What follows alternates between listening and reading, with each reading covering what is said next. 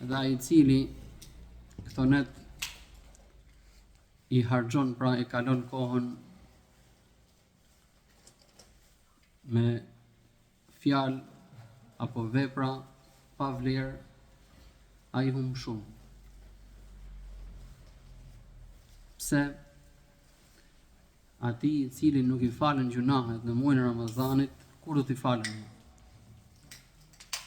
Sikurse e dini edhe qëndrimin e pejgamberit sallallahu alajhi wasallam, një ditë, një rast ku ka hyrë në minber, që ka thonë amin, amin, amin, dhe një prej këtyre aminëve ishte që mjerë për ato I cili e gjen Ramazanin dhe nuk I falen gjunahet. E kjo është fatkeqësia më e madhe. Allahu e lut që të na falë dhe të na mëshirojë të gjithëve. Lexuam namazin e teravive në fundin e surës Al-An'am. Thotë Allahu Azza wa Jall, Kur'anin Kerim, Qul inna salati wa nusuki wa mahyaya wa mamati lillahi rabbil alamin. Thua jo Muhammed, namazi im, ibadetet e mia, adhurimet e mia apo kurbani im, jeta ime dhe vdekja ime janë vetëm për Allahun Azza wa Jall. Pra mësojmë në ajetet e Allahut subhanahu wa ta'ala si e menaxhon muslimani kohën e tij. Të gjithë adhurimet që I bën vetëm për Allahun. Edhe jeta ime, edhe vdekja ime janë vetëm për hir të Zotit. Janë vetëm për hir të Allahut Azza wa Jall. Që ta shpërblej Allahu subhanahu wa ta'ala robin e tij për çdo sekond, për çdo moment. Subhanallah, një ajet të përmendësh dhe kuptimi I ajetit madhështor, pasha Zotin e madh. Nëse do të qëndronim në çdo ajet, do duhesh vite që të mbaroshim tefsirin e Kuranit. Jo ta mbarojmë për një muaj. Pra ne përmendim disa ajete thjesht me përkujtu njëri tjetrin, porse me të vërtet Kurani I Kerim ka një vlerë të madhe për ata të cilët ja dinë rëndësinë, ata të cilët angazhohen me librin e Allahut Azza wa Jall. Dhe angazhimi më I mirë që bën muslimani është të angazhohet me librin e Allahut subhanahu wa ta'ala. Në surën Al-A'raf e fillon Allahu Azza wa Jall, Alif Lam Mim Sad.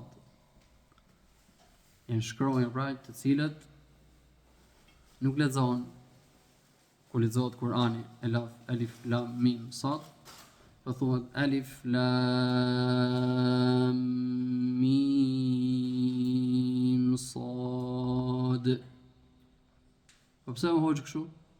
Se kështu e ka lexuar pejgamberi sallallahu alajhi wasallam. Po ta lexojë në librat e gjuhës, ato që dinë arabishën do të lexonin germat veç e veç, sikurse janë germa. Kurse në Kur'anin Kerim do të lexohen sikurse e ka lexuar pejgamberi sallallahu alajhi wasallam. Argumenti shkon dikush nxënës pra I Abdullah ibn Mesudit radhiyallahu anhu, edhe fillon lexon Kur'an tek surja Tauba. Edhe lexon Innama as-sadaqatu lil fuqara'i wal masakin.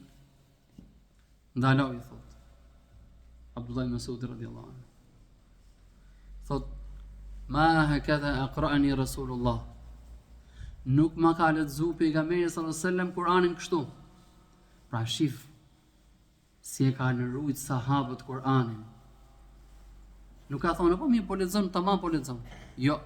Ka thonë si ta lexoj? Ka thonë jepi zjatëses kohën e vet, pra. Innama as-sadaqatu lil fuqara'i wal masakin. Zjatë kështu zjatë. Pse kështu më ka lexuar pejgamberi sallallahu alajhi wasallam. Pra bukuria e Kur'anit Kerim të lexohet sikur se ka zbrit tek Allahu Azza wa Jall. Që sikur se ka zbrit Allahu tek Gjibrili dhe Gjibrili e ka lexu Muhamedit sallallahu alaihi wasallam. Dhe shpërblimin do ta marrë gjithsecili me angazhimin që ka me librin e Zotit, me librin e Allahut Azza wa Jall. Për në bazë të preokupimit tënd, ashtu do të shpërblehesh. Dikush do të hoxhë, unë lexoj shqip, thotë për lexoj shumë. Halal ta bëv Zoti. Përpiqu. Pse? Aty ka dobi, aty ka mirësi, aty ka rregulla, aty ka histori të popullit të mëparshëm në mënyrë që të nxjerr mend. Si përfundoi populli i Nuhut? U mbyt. Si përfundoi populli i Lutit? Edhe ata ja ktheu Allahu tokën, i përmbysi për shkak të punëve të këqija. Populli Salih, gjithashtu, e shumë e popujt të tjerë, të cilët Allahu Azza wa Jall na tregon që zullumqari herët apo vonë, nëse nuk pendohet, subhanallahu, nëse nuk pendohet tek Allahu Azza wa Jall dhe vdes si zullumqar, mirë për të. Pra në leximi i Kur'anit Kerim ka shumë dobi. Ama nëse lexon edhe arabisht, lexo arabisht, shif edhe në shqip. Lexo arabisht, qoftë edhe pak, lexo edhe shqip. Merr të kuptimin e ajeteve. Kjo është tamam angazhim me librin e Zotit botrave. Dikur thotë, "O hoxh, po unë s'kam kohë, jam gjithë ditën i lodh." Merr lexoj një rresht, dy rresht, pak. Ai u lodhe, qetson. Allahu nuk ngarkon te mundësive. Porse ai i cili me të vërtet ka dëshirë dhe angazhohet me librin e Allahut subhanahu wa taala, Allahu subhanahu wa taala ka më ta shpërblyj shumë. Gjithashtu në suratul A'raf ka shumë goxha rregulla, sikurse janë edhe surat e tjera.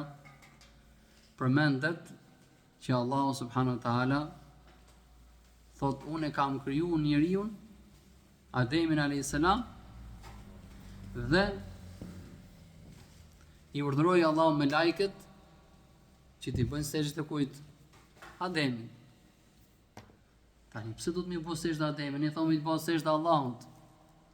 Kur Allahu të urdhëron për diçka, nuk ka t'i kthesh fjalën apo të kundërshtosh Allahun Azza wa Jall. Të gjithë me lajket pa përjashtim i bën sejdë Ademit alayhis salam. Përveç kujt? Përveç Iblisit. Pse? Për çfarë? Për dy gjona. Xhelozia edhe mendjemallësia. Ishte xheloz pse Allahu Azza wa Jall do ta caktonte Ademin alayhis salam prijes, më këmbës. Biri Ademit, çdo gjë që ekziston në tokë e menaxhon ai si të dojë ai. Kurse nuk dim në një krijesë tjetër që ta çfryzojë njeriu, që thotë nuk e imagjinon dot. Edhe kjo është pra Allahu Azza wa Jall thotë, "Wa laqad karramna bani Adam." Ne kemi nderuar birin e Ademit. Me çfarë nderoi Allahu Azza wa Jall? E nderoi edhe në pamjen e tij, edhe në logjikën e tij, në mendjen e tij, edhe në çdo gjë e nënshtroi për çfarë? Që të jetë falëndërues Allahu subhanahu wa taala. Pra, të jemi mirënjohës gjithë këto mirësi që i ka dhënë Allahu për robët e tij. Porse ato që janë të padrejt nuk duan që të pendohen, nuk duan që të kthehen tek Allahu Azza wa Jall, mos fajsojnë askën tjetër përveç vetes tyre. Elusim Allahun Azza wa Jall që t'i pranojë ibadetet tona në këto nete begata. Allahu të na falë dhe të na mëshirojë. Elusim Allahun të na udhëzojë ne dhe familjet tona, o Zot i Madh, edhe të jemi shembulltyr e mirë dhe mos jemi shembull i keq tek njerëzit. Sallallahu ala nabina Muhammad wa ala alihi wa sahbihi ajma'in. Allah shpëlbej me të mirë.